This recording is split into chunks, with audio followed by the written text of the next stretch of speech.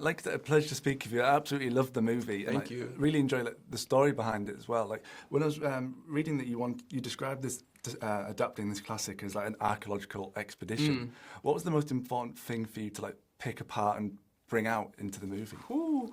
So there's so much history in this text, right? There's the story itself is operating on one level, but each of these, there's so many threads that tie into like much larger kind of historical elements.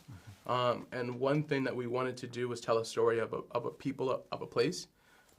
In America, Pittsburgh, the Hill District is such a special place, and there's a great history there. So once we kind of got into the archives a bit, one of the things that we pulled out was this club that was like a jazz club in the 20s and 30s and 40s. I think all the way until the 70s or 80s it shut down, but it became a really central part of that neighborhood and a watering hole of people of all different classes and backgrounds would all come together and congregate through music, and that was something that we wanted to honor in the film.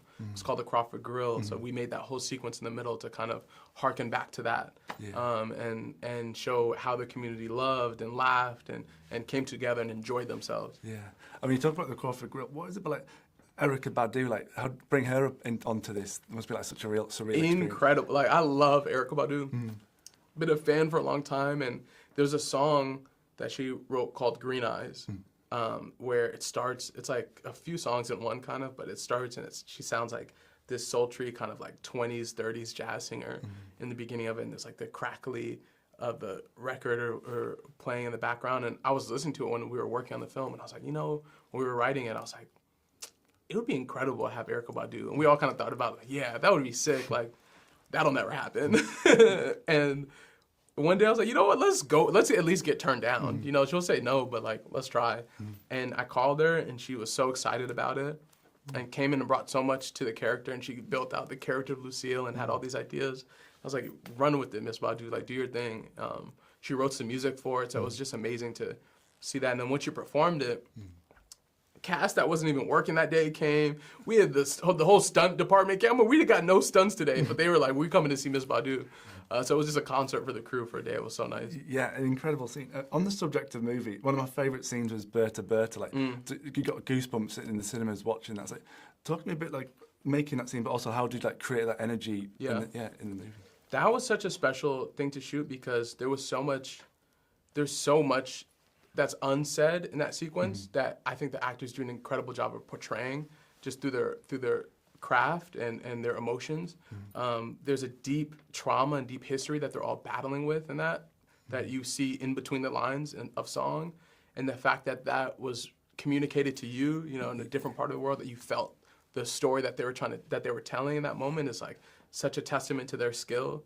But that evening that we shot that, all the singing is done live, everything was done in the moment, and the places that they went that night was just so incredible to watch. I'm so proud of that part of the film. Yeah, no, it was amazing. I mean, last question, what is it about August Wilson's work that's had such a profound impact, not only in your family, but like, obviously the wider world? Yeah, you know, he is so gifted at writing specific characters and specific relationships that have been able to reach people that are outside of the community that he's speaking of, because the themes that he's dealing with are so universal, the themes that he's dealing with are so big.